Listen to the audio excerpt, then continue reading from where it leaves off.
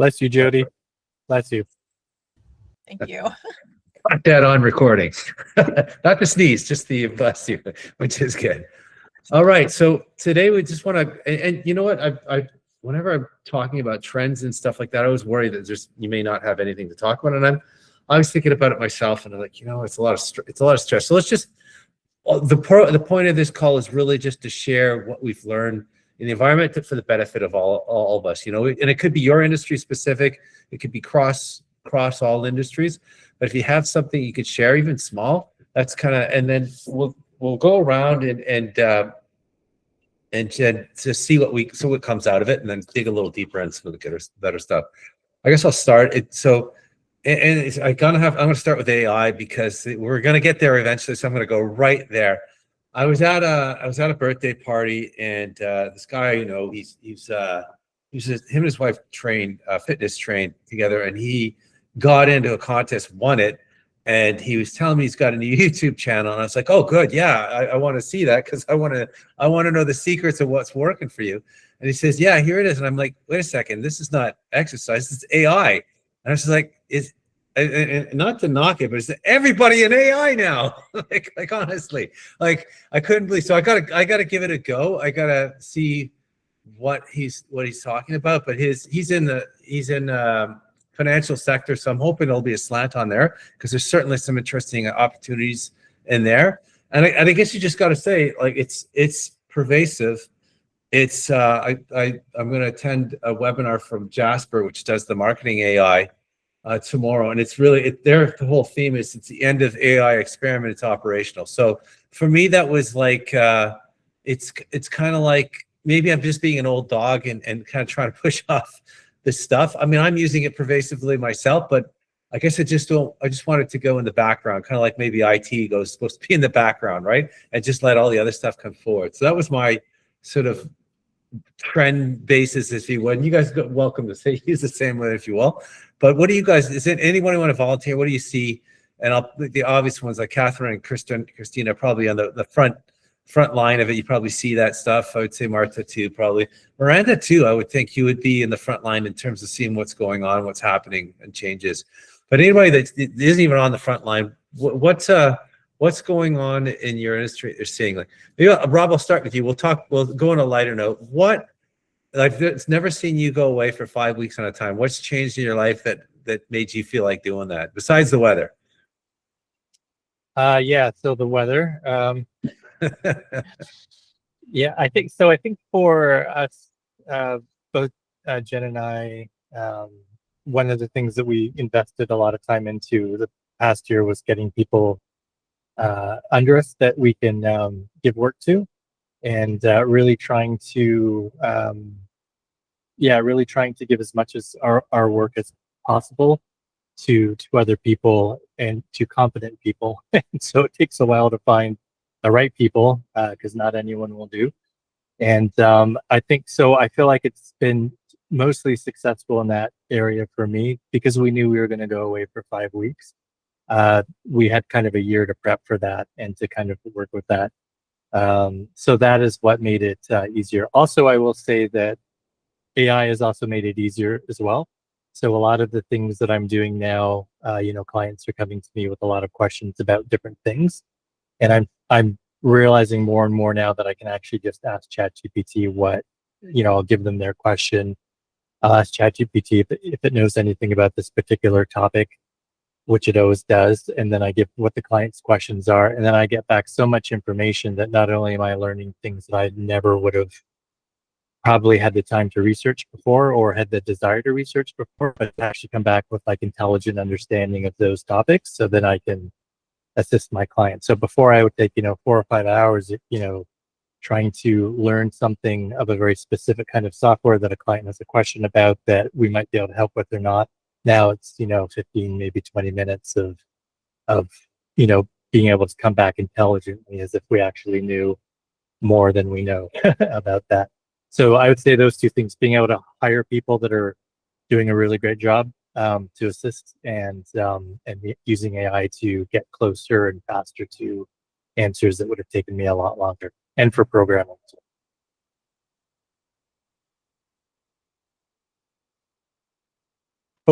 I don't think we can hear you, Richard, or is it You're just me? mute. You're muted there, Richard. Yeah. See, I'm really embracing technology, guys.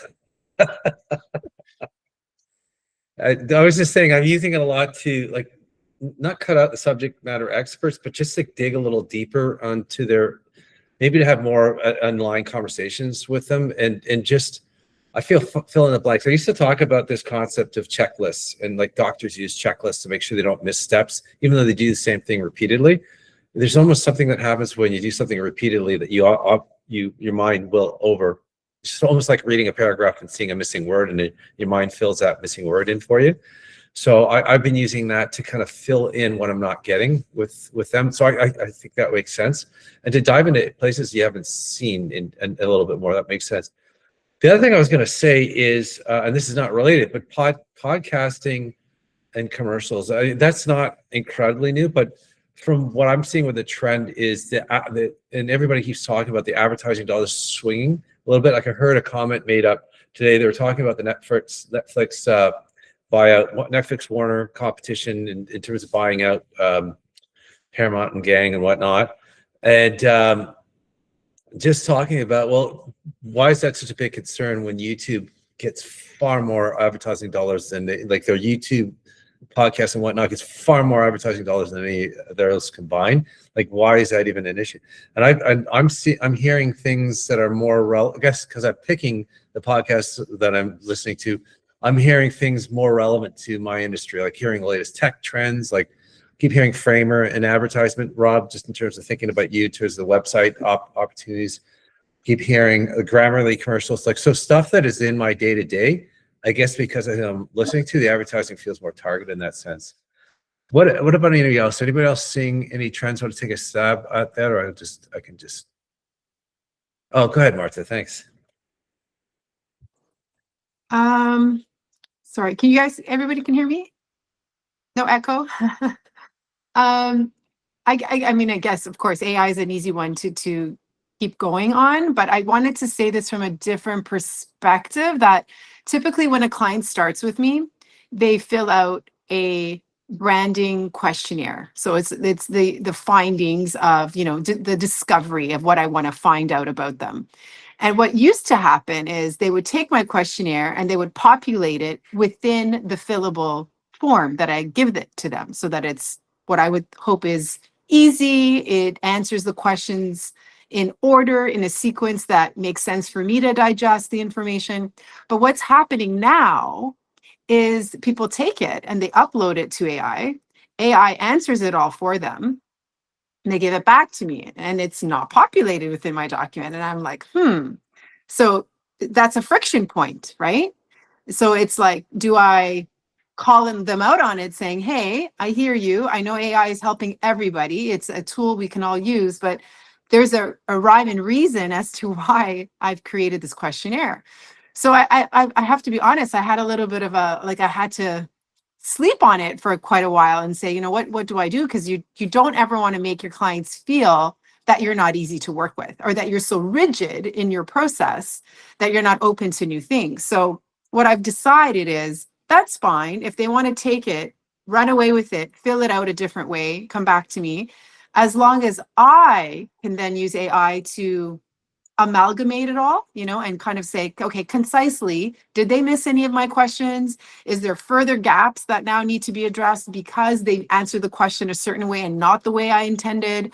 So I think maybe it might become a blessing in disguise. I'm not 100% sure yet, but I'm trying to just work with the fact that a process is so important. I don't want to skip the process, but you have to be aware and not be tied to it so much that you can't introduce a new tool like AI is doing. And clearly it's helping my clients, right? Like, they're finding it faster to get through the questionnaire, and I don't want them to skip it. Again, skipping it is not an option. It doesn't get us going in the right direction. Skipping it means we go in circles, and then I like red, I like circles. I like that's just not going to be a good branding exercise in the end. So I just wanted to kind of say that, and I hope that's makes sense. So here's the thing. I've done your questionnaire, and it's very personal. Like, and you're digging in to learn more about that person. So are you finding the answers now not relevant to who they are? Like when you Uh, amalgamate it and push it back to them, say, "Does this describe you?" And they're like, "The heck is that? Does that well, happen?" you or- know what? It's funny. It still is relevant, but the tone and the language sometimes is just so not them. And I know it's not them. So, but that's also because some people are not very comfortable or they're not very used to using AI by prompting it to say, make sure it's in my tone of voice because they don't get branding yet, right? So in all fairness, it's fine, but I do have to push back on that saying, wait a second, this sounds very computer generated. It's like Vanessa would say, it's like the AI slop. Like I don't want slop back. I want Mhm. good initial ingredients that I can bake the cake, right? And the cake for me is going to be hopefully a masterpiece that they've never eaten before. So if that makes sense. Yeah, and your whole approach is to get a more unique outcome out of it too, right? So, and that Yeah. would diminish it. Christina, you had your hand up. Go ahead. Oh my, yeah, you know what? You have to just lean in on the AI thing because it's everywhere. But I guess the two things I learned, they're not necessarily trends, but just if anyone thought about it, I was just paying for ChatGPT Pro, like just without even thinking about it, like $20 US, like consistently. But then I noticed recently, and I'm actually not 100% sure it launched, that there's ChatGPT Go, which versus 20 US, it's $8 US. And like, if for the features and benefits that I need it, like I can get away with the Go versus the Pro. So just an FYI of like just looking into kind of different sort of options of paying.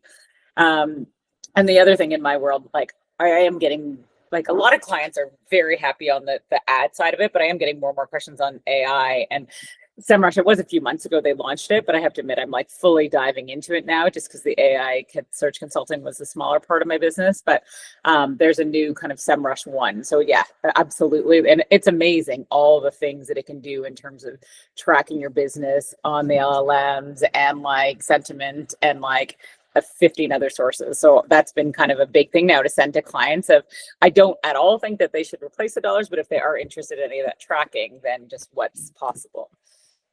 That's interesting. Was it transition downward? Was that easy? Or they make it tricky for you, or? You know what? I have to admit, Oh. well, no, it was not necessarily. Yesterday, honestly, I spent a number of hours kind of just saying, okay, I'm on SEMrush Classic, like the Guru version, just because I need 15 different accounts, but like comparing that versus SEMrush One. So they're still letting you have the Classic, but then you can upgrade to the one, but then you can get an AI visibility toolkit, but it's per domain, so per client. So when you're doing it for clients, like I'll need to actually pay for that for 15 different clients if they want that. And so then it's obviously figuring out sort of the pricing model of like, not only is it the cost per tool per client, but then your time to be able to kind of analyze and consolidate all that data. Like it's amazing insight, but I think it's just sort of like kind of understanding what's involved. So, but yeah, for some clients, it's just essential to them. So, yeah. Yeah, go ahead, Robert. Oh, thanks. This is feedback from Marta, maybe regarding that questionnaire. I mean, I haven't seen your specific questionnaire, but I'm assuming it's pretty similar to the one I send out for, brand strategy and all that. You might want to actually consider including into it now a request to not use AI to create answers and explain why. And maybe when you're on the phone with them or on Zoom, let them know why, because I want your voice. I want to hear what you think. And there probably will be some pushback on that, but you could kind of explain. And again, I haven't seen your questionnaire, but I offer to, as an option of just giving my clients the questionnaire and then waiting, who knows how long for them to come back. I say, would you like to do this in an interview style? So we do a Zoom call, and that way they're just talking, and I've got my recording happening. So I've got the transcript of the entire audio. So just an idea, but it sounds like having disclaimers for AI need to be baked into the requests from the client now, because I get them too. I get emails that are just obviously auto-generated AI slop that, and they're requesting a logo way more articulate than I ever used to get from clients before. It's like, wow, everybody's a professional now who knows exactly all the verbiage and what to ask for. It's like, so yeah. But anyway, that's just my thought there. I like the interview, and I like the fact that you could have somebody else record it for you and even summarize it, pull out the key points. Exactly. And I feel like And you then I control. take that interview and use my own AI to kind of summarize, and like Marta said, what's missing, what did we discuss and what did we not discuss? What do I still need? Yeah, but yeah. Interesting. Thanks, guys. Jody, I've seen a few more posts for yours. You got something happening on the coming up. Is it 5th or something like that? Do you want to highlight that to everybody, or? I can, but I know that's not the point of today. So I do have a topic for today, though. Let's go with that first. All right. So it kind of leads in. So there's this term that's going around a lot right now regarding a trust recession. And I am definitely being impacted by that in the kind of consulting and coaching world, because people have had so many different experiences with different types of coaches. It's not even just business. You could have had a really bad personal trainer and somehow that circles back and impacts you. But AI has been my, I'll say, nemesis for this for honestly the last 5 years, all during COVID too, and Google and Gemini and all of that, because it's an unregulated industry. So we have so many people who just start a coaching business because they can Google the answers, or they can give uncustomized feedback, but it's enough to get by, because we also are living in a very non-confrontational world. So people are afraid to speak up or fire someone or get fired, things like that. So we have a little bit of a personality difference, but the trust recession piece is it's getting worse, I'll say, before it's getting better. So my sales process has obviously changed and things like that. But I was just wondering, for you guys, have you also noticed any shifts within how people are, I'll say, wanting you to prove yourself, because they're paying for sometimes an intangible thing. Sometimes it's tangible, like websites and promotional materials and things like that. But branding has a process, but sometimes there's an intangible part to it. So that's what I wanted to bring to the table today. Great question. When you said trust recession because of what you did, Yeah. I was thinking trust is in handing trust down to No, financial trust. if anybody would like to hand their trust down to me, I will take it. But no, so that actually goes into the second business that I have. But my primary business is it's mainly coaching and consulting. And I've been doing this for almost 15 years now, and well before AI, and I'm very different than other coaches, and there's pros and cons. But what I'm finding is that there's just a lot of people being even just hesitating to work with coaches or work with consultants, because they think that they can Google the answers or they can download this random resource and it's going to miraculously solve their business challenges. And what's in turn happening is I'm getting a lot of people who are stressed out, who have followed these downloadable resources or followed whatever Google told them to do. And now they're in a bit of a mess, but they're instantaneously expecting me to just miraculously fix the problems, even though we also just met. So it's a really weird relationship series that's happening right now. So I just wanted to see if anybody else is so it's not the trust financial side, it's the relationship building trust part. And I was just wondering if anybody else was also experiencing that. Christina, go ahead. I was just going to jump in. So it's not necessarily experiencing on my end, but it's just one example. When I have this woman that's part of another group that I'm in, she's called, what's her name? I think it's the brand visioneer or whatnot. Mm-hmm. And what I've seen for her, because I could see it, how, there are a lot of people, and you're right, unregulated or whatnot, that say they're coaches in different things. But I see, I just follow on social media, and she posts all the time. But what she does is when people, whether they sign up for anything with her, she's posting their testimonials, just all these things consistently.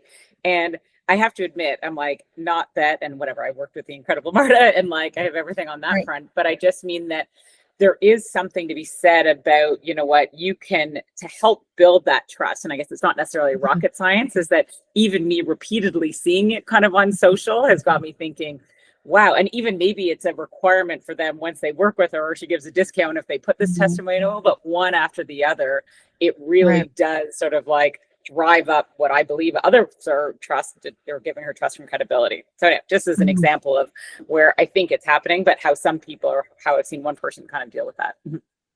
Yeah, no, that's great feedback. Thank you. Yeah, I think it's been an epidemic. I mean, trust. I mean, AI obviously put something into it, but trust has always been. You talk about that concept of the imposter syndrome and things like that because you're not trusting yourself in that. But from what I've heard is good experts ask really good questions, and that can really without. And this has come out through the advertising world because we've always been accused of wanting to pitch and can't wait to pitch and demonstrate. You know, do all this free work to demonstrate our expertise. But the reality is that gets into like more of a commoditized state. And I think when you can when you ask the right questions, it usually shows experience because there's the trust there's expertise, there's experience too, because I think about coaches for the business side event. Would you trust a coach that is more academic or lived experience? And I think it depends on your personality. I think if you have lived experience, you're going to trust somebody else with lived experience. If you have an academic background, you might go that way. So I think that for me, I trust through somebody's questioning and conversation. I don't, but yeah, everything else, Christina, like you guys, a lot of you guys post a lot of content. You can see that you guys are well into the world and there's expertise demonstrated there. Go ahead, Jody, you were going to say something?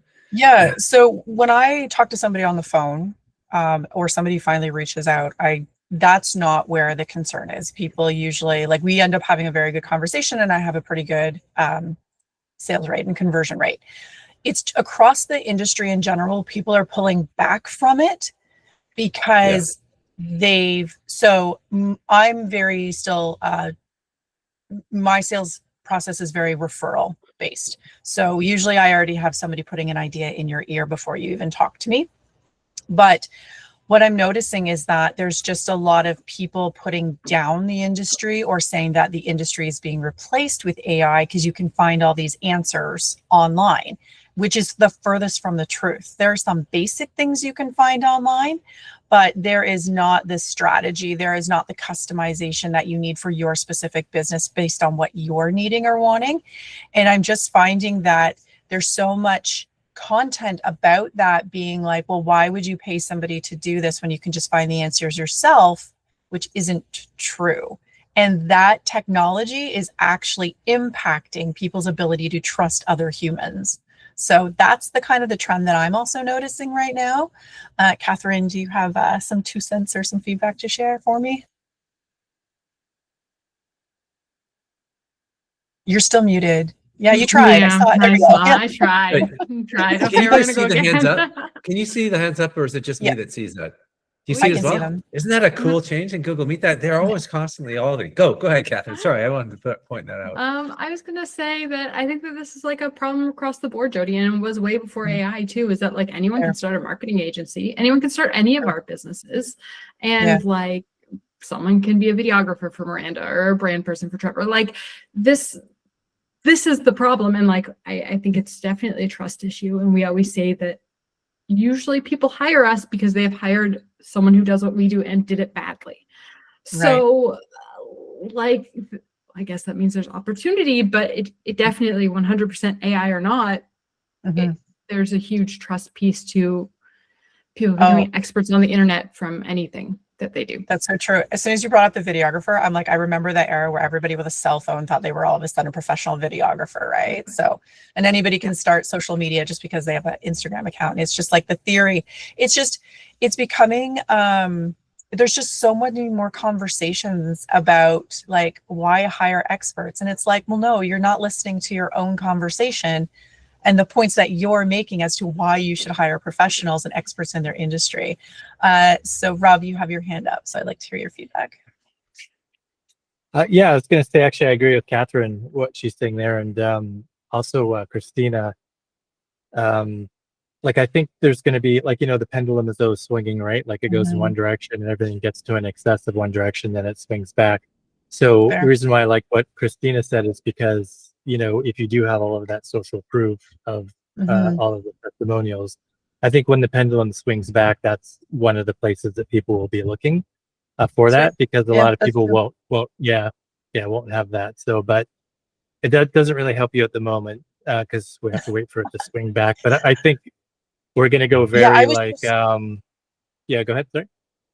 sorry, I just was wondering if the reason I started the conversation is I wanted to see how it was impacting other people's industries. Like, I know I completely agree with Catherine regarding that it's actually a longstanding issue for a lot of different industries, but I was just wondering if anybody was feeling extra impact right now. Yeah, I think like even on my side, websites are slower than they were before. Like Mhm. now I rely on the agencies that I work with to bring them to me, because I haven't really created my own sales funnel for that, because Mhm. it seems daunting and scary and I'm not very good at it. So when the agencies that I work with, when they bring me less projects, then that's really kind of Mhm. the only gauge I have. I don't even know if it's an accurate gauge. It could just be them as well. But Yeah. and I would suspect that some of that might be coming from, because a lot of companies are, at least from the hints they've given me, some of the companies they work with are saying, okay, well, we can do kind of some of these things on our own now. Like, we don't need you as an agency to do that for us, because I Mhm. think of a lot of the AI things that are happening. That's a guess on my side. I'm not really sure.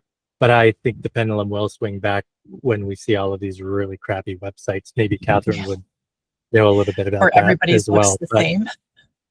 or everyone's looks the same, yeah. So I guess if we can ride out the wave and have really good testimonials for the people we have done a good job for, then that'll help us get to the other side of it.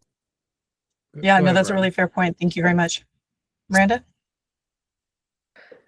Yeah, so 2 points I wanted to say is, in terms of your social proof, there's two things, and one is to actually show the work. So in my case, it's pretty easy. My website has hundreds of videos. So, Mhm. and they're all categorized by industry. So if you're looking for healthcare, you can see, and then you can judge, okay, is this the quality that I want? Is this the type of approach that I want? Mhm. So that's key for me. I don't know in your case how you would do that, if it would be a case study or something that you need to Mhm. write to a client. Mhm. But because it's hard for people to judge something that can be completely ambiguous, like you could use AI Mhm. to do your consulting, or you could use a cell phone and CapCut to make videos, right? But it doesn't compare to professional services. So having that actual proof in whatever way you can have it is very important to have. Because I mean, I don't trust a lot of people who say they're coaches because they don't have anything to show for it, right? Mhm. And then the other thing is to have the testimonials. Mhm. The testimonials are really good. Mhm. And you could just have your Google reviews, or you Mhm. can go a little deeper and actually get people to give you a better testimonial. Or, I mean, in my case, what I do when I've come like towards the end of a project with a client, I ask them if they will give me a video testimonial on the same day that we're doing their project. And Mhm. they all do. And then we get this great actual proof during the project. And here's another human being telling you how good it is, right? But Mhm. I understand how hard it is for you in the type of work you do and how you work with your clients. Yeah. So yeah, maybe just find some version of that. Yeah, no, it is a bit unique. There's a lot of people who are more than happy to share that they work with a coach or consultant. And then there's a lot of people who don't actually want to share with the world that they work with somebody, right? It's kind of like your therapist. You don't necessarily want to share it, right? So it's very split. So I'm lucky to have the testimonials and referrals that I do, but you did give me an interesting idea for me to reach out to a couple of clients, past clients that I can definitely connect with. So thank you very much for that, Dorothy. Yeah, I just want to build on Miranda's point. Being a coach myself and doing some done for you work, one of the ways I've found to get around it is not only if there are no case studies, it's a transformation you've created for your clients. So like I'm working with one, and I've just gotten one client, and she constantly writes me, "This is amazing." Of course, I'm using AI, and I've taught her how to do it. She's just told me how many hours, so she can quantify how many hours the process, the workflow that I've taught her has saved her in that particular business strategy. So now I can say, well, here is, and that's what I'm always looking for. Not only am I looking for testimonials, I'm looking for things that are quantifiable in terms of the transformation that I've provided for them. No, that's really good. Thank you. You're welcome. I like Thank that you very too. much, everybody. What you're talking about too, Dorothy, in the end there is like we talk about when we're comparing for decisions, the cost benefit analysis, right? And there's a lot of the indirect hidden costs and whatnot, and labor costs, whatnot. So you're talking about how many hours it's saved. That kind of puts a different visual on and a quantifier, right? You could say, well, what's your time worth? And so you can put that into a term that people probably wouldn't think about. It's like, oh yeah, time. I remember doing helping a client with a decision. It was between two software, and one was almost double the price. She was leaning towards the more expensive one, but because she got a grant to pay for it, she needs some justification, and that cost benefit analysis kind of weighed in. And you do it like you simple arithmetic. Well, 15 minutes per person, you got a staff of 10, and that adds up to whatever, right? So all those make sense. I think, Jody, you were also talking about before you even are reached, right? I mean, there's so many. I look at my wife right now. She works out solely with YouTube videos, and they're all free. She's always disturbed when an ad breaks a 30-second ad. I'm halfway into the circuit right now. But there's just so many. There's a proliferation of it. We talked about last week. Somebody wrote a book called The Death of Expertise too, like this mistrust in terms of expertise as well, which is putting some other elements in there that are causing concerns too. What else have you guys known noticed in this sector changes? You could argue trust and trust from a government perspective, or even just the counter trust intuitive since 2016, the first time that Trump broke in. We've been within that for 10 years. It's almost fair game to just misguide people on information now, right? What other things have you've seen? Is it there is higher competition now because people are more accessible? I remember when the internet first came out, well, that was a huge thing, right? So what did we do to counter that? Anything else you guys have noticed sector-wise? I'd like to jump in here. Something that's kind of bothering me, almost disturbing me actually, and I'm a big AI proponent. It's something that part of my work.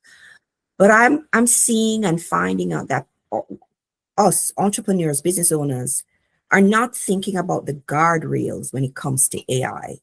We're not thinking about how we safeguard ourselves, or if we're working with clients, and how we safeguard client information. So that's just something I want to put out there, that as we get deeper, because AI is now business infrastructure. This is not a nice to have anymore. It's business infrastructure.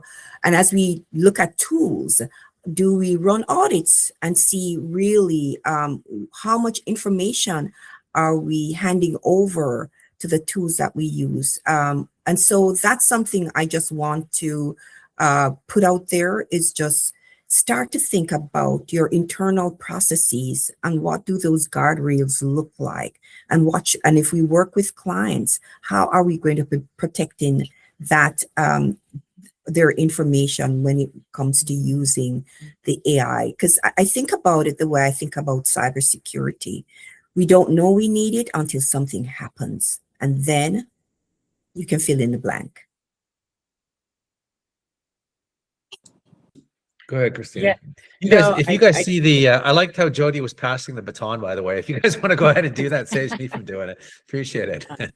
Yeah, no. I completely agree with Dorothy and everything you're saying about the guardrails. And funny enough, I was on a call discussing cybersecurity insurance for about an hour today, and it's crazy all the, like, you could say I'm just going to get insurance, but there's so many different elements of it. So, hey, once I get more info, that could be an interesting thing for everyone if you're looking to understand it more.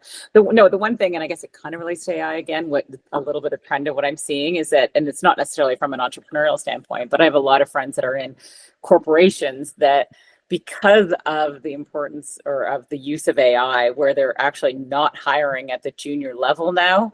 And so they're paying people more, hiring them kind of more at like middle levels. So they've almost eliminated that. And like, I just don't know how it's going to work for like, how like kids are going to get their entry level jobs, B, how these people that don't necessarily have experience are going to get that second experience, or B, how people are going to transition appropriately. And these are like large multinational companies where, it's crazy. So I don't know, it's going to be really interesting, like, I guess, how things transition over the next little while. So just more of a commentary, not necessarily a question there.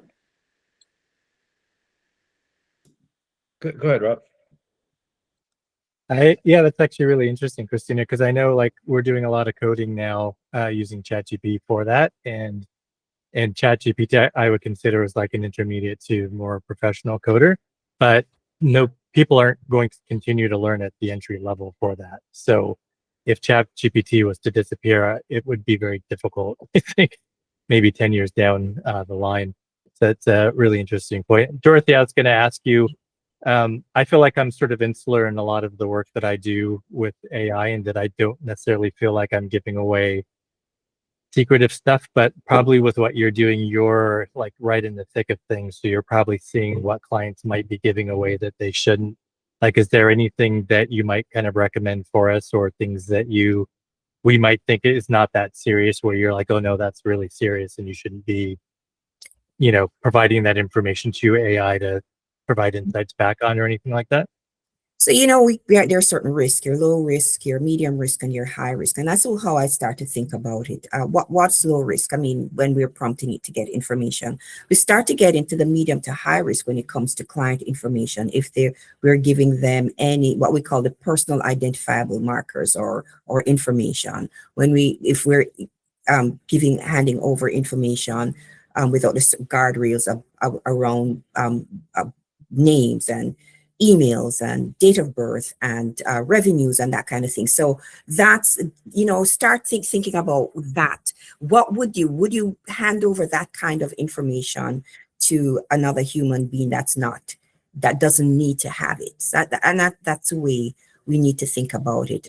So yeah, we're going to be doing prompting and getting ideas and workflowing our stuff. That's great. I mean, you want to get that, but because a lot of times the information, if it's proprietary information, is this proprietary information for your clients? That's not something you want to hand over to an AI unless you localize it and you have your own servers that have the guardrails in place. So those are the things I think we ought to think about. As a matter of fact, I have something around your low, your medium, and your high risk, and when we're moving from one into another, how we should be looking at this.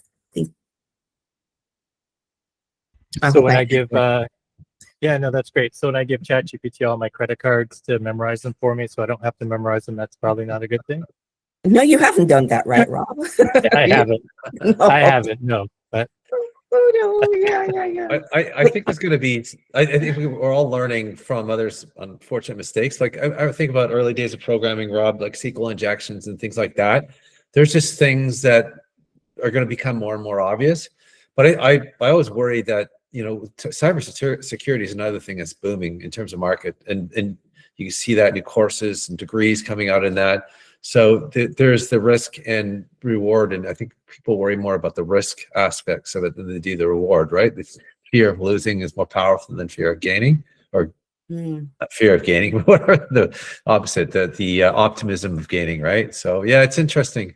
But really look into, if my 1 hour with the insurance today about cyber is that there are a lot of things that have absolutely no relevance that insurance companies will try to throw in as part of just cybersecurity insurance.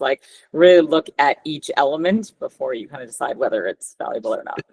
I just got insurance. I know it sounds really silly, but for last year was my first year getting insurance, and I do read through the whole contract. They're pulling stuff out that you actually need and making you get so it is tricky because they are trying to be preventing themselves from losing as well. But there's some of the things they're pulling out you absolutely would be concerned about, like fraud and just different things that you have. And we're talking trust. I've said this before, Jody, but I have a lack of trust when somebody reaches out to me as well. I'm strange that way. Like somebody's trying to get my business, and I don't trust that you are who you are. I'm hesitant to answer. I was going to ask you that, guys. Just now, I'm thinking of it. So, phone numbers on websites. At one point, and Christina, I thought from an SEO perspective, you needed that sort of from authority perspective to have a phone number on there.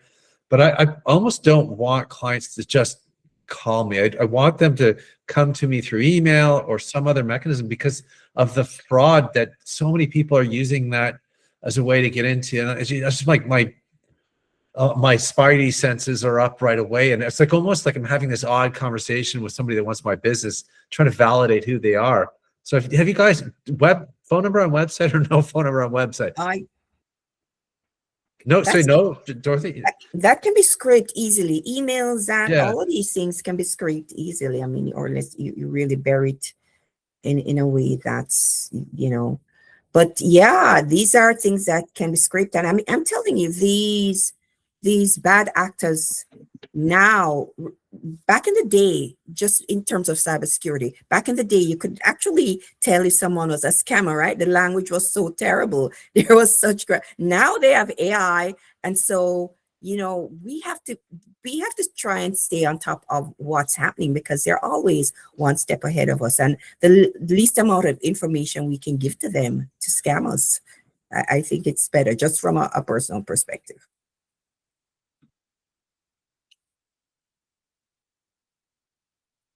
You're muted. Man, I'm trying to be so polite. I keep muting myself. I'm just saying, you see the order if your hands are go up. So just go ahead. Miranda, go ahead. And then Christina and Catherine. So I do have my phone number on my website, and I think for, you know, small personal businesses, I find it very annoying if I'm trying to get in touch with someone at a company and there is no phone number. To me, that's almost like a red flag. It's like, this is not real. These people are virtual. So I have my phone number. Yes, I get a lot of spam calls, and then I just block them. And for a while, I get none. So I think it's just something we have to live with. And I mean, if I wanted to call agenda marketing, I would hope I could find a phone number for Trevor and his team on their website. So it just kind of makes it a little more real and relevant. And seldom do people call my phone. Maybe once a month I get an actual client who's calling my phone, and they appreciate that an actual human being is answering the phone. But most of the website referrals would come through the form. We have an online form to contact us, and usually it goes straight to book an appointment in my Calendly. So I don't think it's a problem.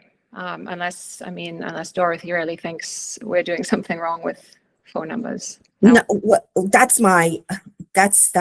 I understand where you're coming from, and that's that makes a lot of sense. It's just my personal, I'm not putting my phone number it's just how I operate.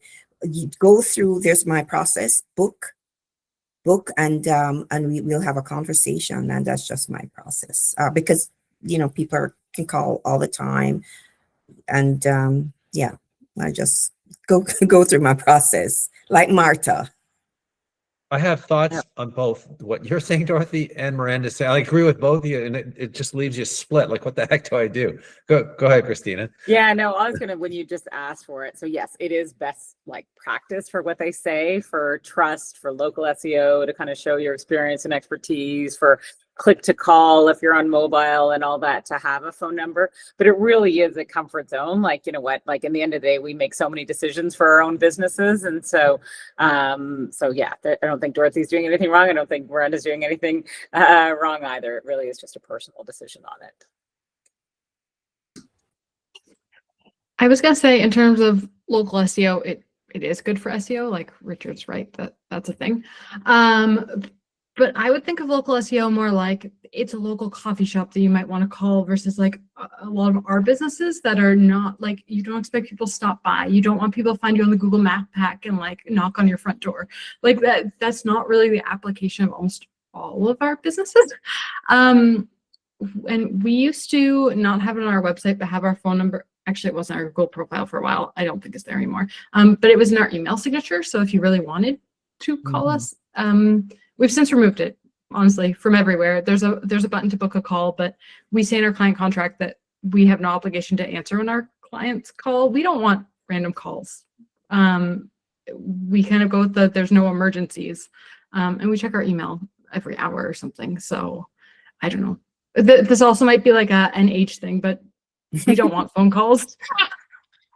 Yeah, you know, I'm thinking about Marta and the process she talked about earlier, and you guys mentioned it. Well, I think there is a process I'd like to go through to start a client conversation. But I also agree with Miranda. Like, there's been times like, shoot, what's that person's number again? Let me just look on the website.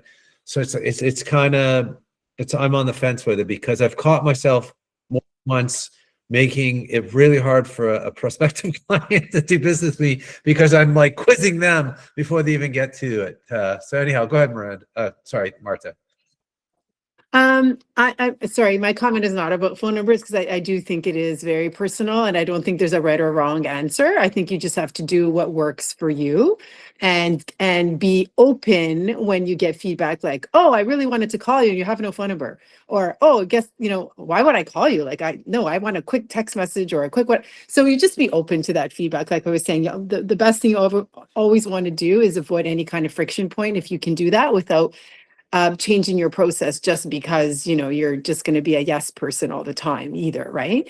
What I wanted to comment on before the call was over is that Christina and I have successfully completed an exchange, a value exchange. And I've mentioned it before in the group, but now we've completed it. And I'm using the word successful. I hope you agree, Christina. So what I would like to do is we're going to post it on Heartbeat. Well, I'm suggesting we post it. I can do a little post and talk about sort of, what was the win for me with working with Christina, and I'll leave it up to her if she'd like to do the same. But yeah, in essence, the reason why I'm mentioning this is not just because we can all benefit from hopefully exchanging value. It's also because I'm noticing that's a trend too. People asking to barter a little, if that's the right word to say. And then you just set your parameters, you just set your boundaries and say, you know what, yeah, I'm willing to do this amount of work for this amount of work. I do think it's hard for some of us to equate the amount of work it's going to take. So if someone says to you, how about, we exchange 10 hours of work? Well, for me, that doesn't work because creative work is not necessarily, as many of you know, in a nutshell, it's not hours, it's really a process of, okay, this unfolded in a couple of hours, but this took me 2 days, right? Because sometimes I'll design a logo and I just need to sleep on it for 2 days. Like, it's not because it's wrong or because I'm stuck. It's just I need distance from things. So it's hard to equate it always to hours. But it goes back to just, I'm noticing that this is happening more. I'm just working with a health practitioner, and her and we were bartering before, and then we started paying each other, and now she's back to asking for barter. So it's very interesting that it's coming up a little bit more and more.